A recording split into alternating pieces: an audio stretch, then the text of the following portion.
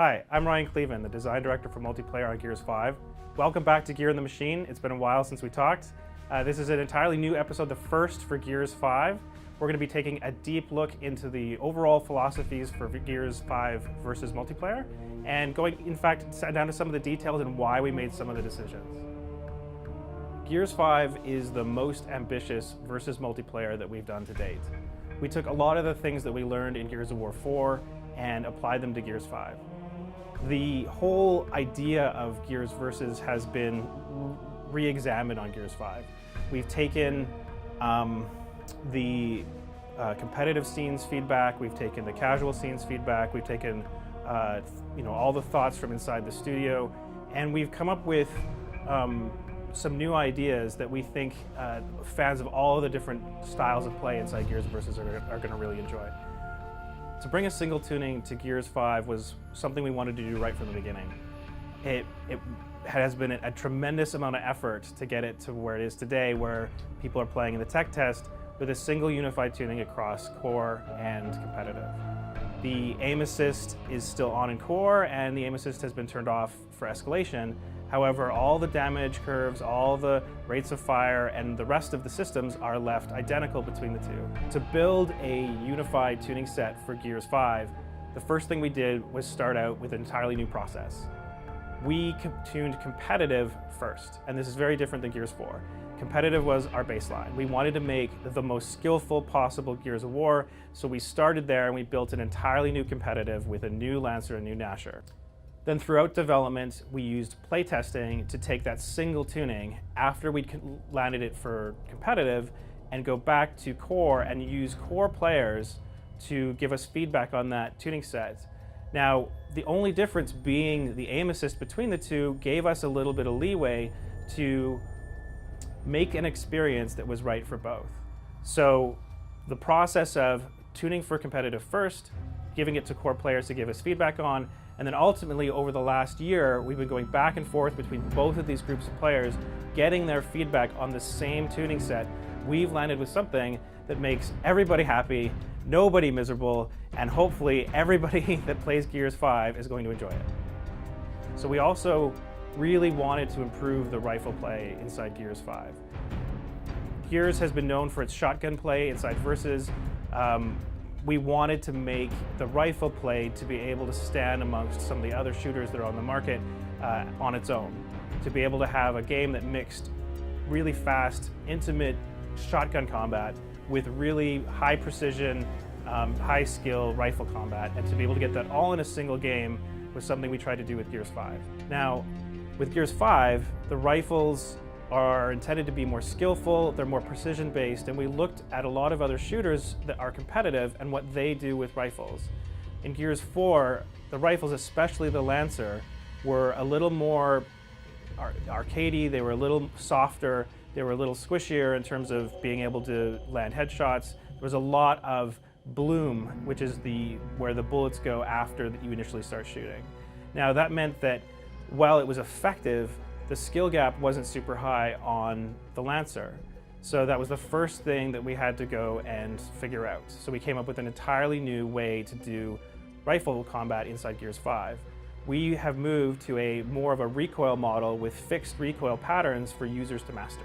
So that means once you get to know the weapon and really understand what it's doing, there's a small handful of unique recoil patterns, and once you memorize them, you'll be able to do the movements on the right stick to be able to land more shots. And that means there's an increased skill gap with the weapon while still retaining the character of the classic Gears of War Lancer feel. Now, when we moved this over to the core players, it felt obviously really high-end skill play that they couldn't quite access. So we wanted to make sure that there's enough of a blend between the way that the Lancer used to be in its legacy, as well as how the Lancer is now with higher skilled recoil-based combat. We've come up with a hybrid of these two things that's uniquely Gears of War. It's not like any other game out there, but it takes some of the elements of the best modern shooters and incorporates them into Gears 5. Now we're really happy with how this has turned out. We think the rifle feels fantastic to shoot. It has a really high skill gap, and what that's allowed us to do is to bring two tunings to one. And now that you've got that high skill Lancer for the competitive play with the aim assist inside core, we really see this as a versus game that all types of Gears of War players can enjoy. While the Lancer was used to define the new combat style in Gears 5, we then brought that same philosophy to all the other weapons inside Gears 5. The Enforcer, the Hammerburst, all use this new system of recoil and fixed recoil patterns. It's something that we see as really not just growing the skill gap, but also bringing unique character to every single weapon. The other side of Gears versus combat is the Gnasher, the shotgun in Gears of War that has defined the entire versus experience. Now, what we wanted to do with Gears 5 was take the Gnasher and really define its role very clearly. We wanted it to be skillful for competitive play, we wanted it to be satisfying for core play, and we all wanted a single universal tuning for the Gnasher. Now, to do this, we had to change the Gnasher a little bit in terms of its previous philosophies inside Gears 4 core and competitive to a new one.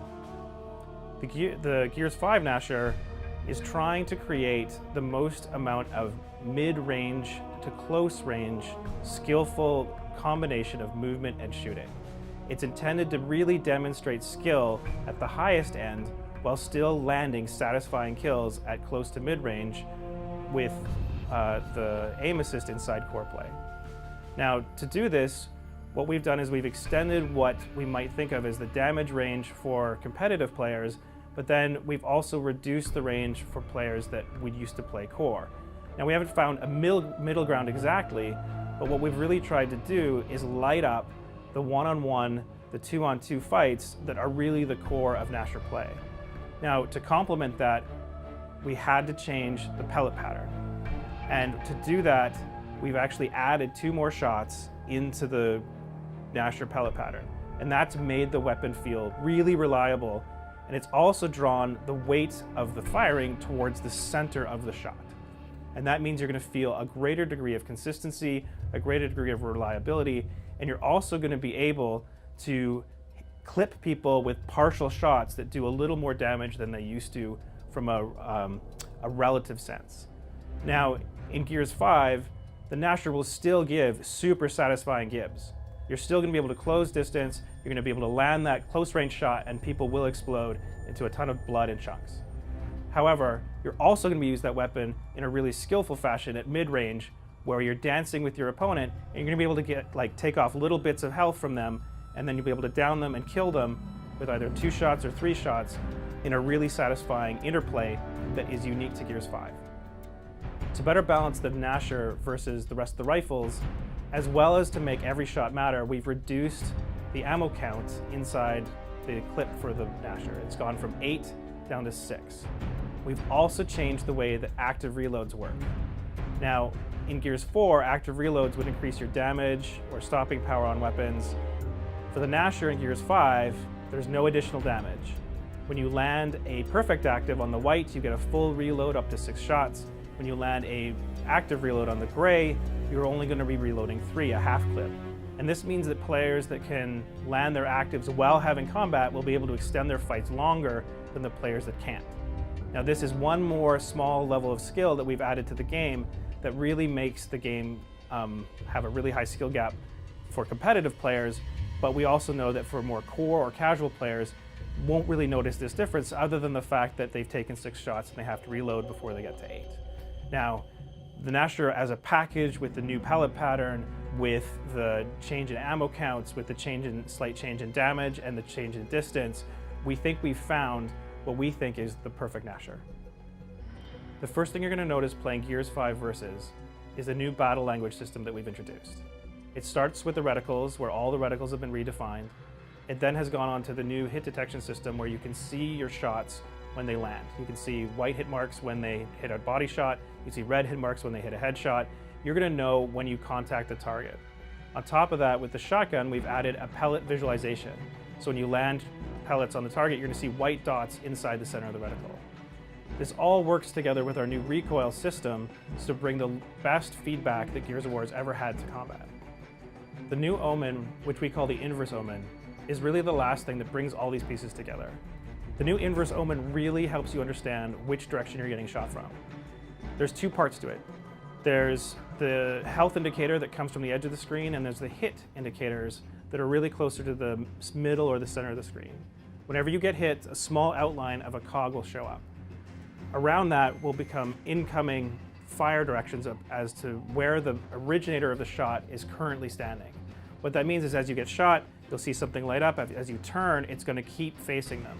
This means you can always find where the shooter is coming from. Now, you can't always spot them because they might be hidden or they might have dropped back down behind cover, but at least you know the direction that you're getting hit from. The new Inverse Omen really communicates that very clearly.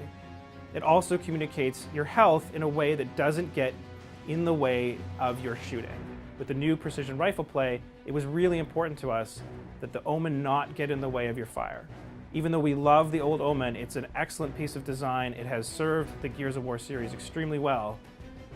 When we added the new precision rifle play, it was obscuring where the shots were going with the recoil. Now, it was really important to us to try to get that universal tuning. We found that we had to come up with an alternate solution, and this new Inverse Omen is it.